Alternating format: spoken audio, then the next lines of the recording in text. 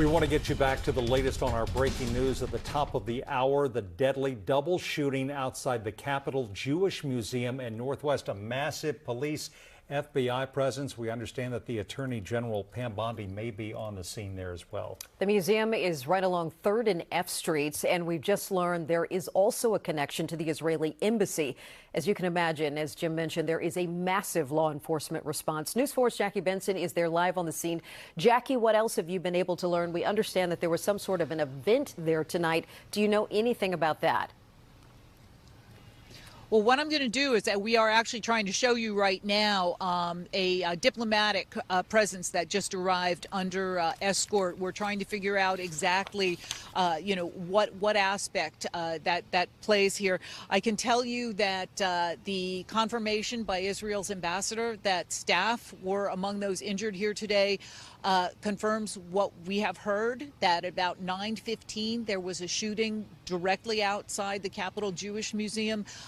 A man and a woman were killed. We do not know who they are. We are awaiting a press conference by D.C.'s police chief. I believe Mayor Bowser is down there. I heard you mention the Attorney General, and again, right behind me here, there is some type of diplomatic vehicle arriving under police escort. So something that is extremely unusual and unsettling.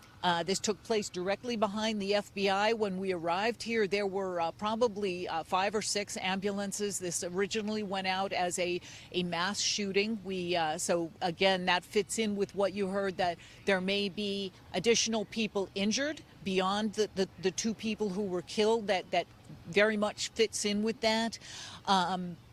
It was confined just to this area, to 3rd and F Streets Northwest in front of the Capitol Jewish Museum, so that there were no additional shooting locations. Right now, we are waiting a press conference from D.C.'s police chief, and as I would imagine would be the situation in a case like this, they may be waiting on the presence of possibly the Israeli ambassador, possibly more high-ranking people in the FBI, a number of people. And so that's why they are waiting, because, it's becoming very clear, even though we haven't had the official confirmation yet, that this is an international incident. And in cases like that, that means a huge investigative presence, and a lot of people will be speaking here tonight about Jackie, the various we've gotten aspects confirmation that there was an event from the American Jewish Committee, young diplomats, and that the 2 victims may have been attending that. Do we have any sense of how big a crowd or how many people were at this event?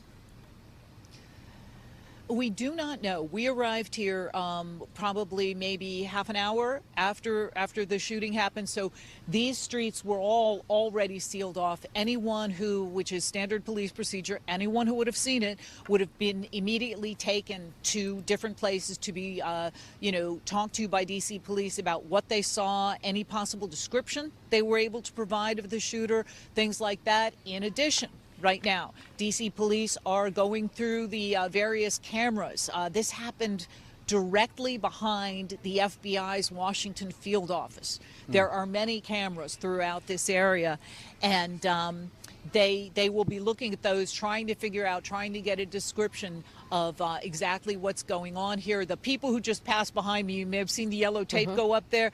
They have jackets that say U.S. Secret Service Police on the back. So, we've got a lot of different investigative agencies here. We've got the U.S. Capitol Police. I do not know if they do patrol in this area. We are not far from the Capitol.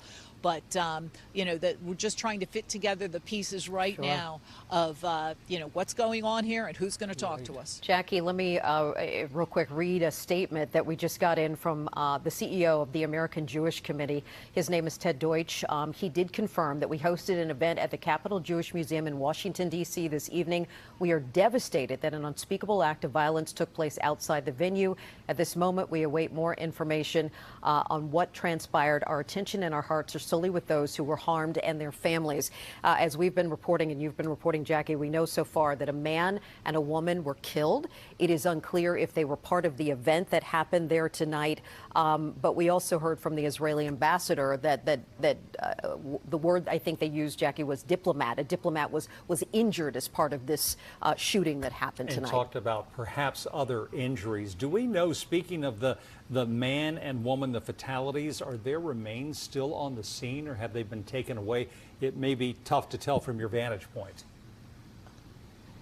I believe that there's one person, and I believe that is the man who was pronounced dead here at the scene. I believe that the woman may have been transported by ambulance and was then, after that, pronounced dead. But the specifics of that, beyond, particularly in the case of the woman, I'm not 100% certain on that, but I do believe she was transported by ambulance. All right, Jackie, we are going to stay in close contact with you throughout the rest of the newscast. Meanwhile, we do want to read that comment today earlier from the UN ambassador, and we had that for you. It's the latest to our breaking story. He made a comment about this being a despicable act of perhaps anti-Semitism. That's and right. There it is right now, the fatal shooting that took place outside the event at the Jewish Museum in Washington, D.C., in which Israeli embassy employees were also injured, is a depraved act of anti-Semitic terrorism. Harming diplomats and the Jewish community is crossing a red line. Let me add real quick, our Ted Oberg from the News 4 I team is reporting that two sources familiar with this investigation have confirmed to NBC News that a male Israeli diplomat was killed tonight in Washington, D.C. We're still waiting to get more information. Again, we are waiting a press conference right now at D.C. Police headquarters where a number of officials are expected to speak. Again, this just happened around 9:15 this evening, so the details are still coming. Did the suspect, Elias Rodriguez, specifically target the victims because of their affiliation with the Israeli embassy? Or was the attack more broadly aimed at the Jewish community? Was the suspect aware that the victims were Israeli embassy staff members, or did he target them based on their presence at a Jewish museum event? Like and follow us on X. Patriot Media, GRP.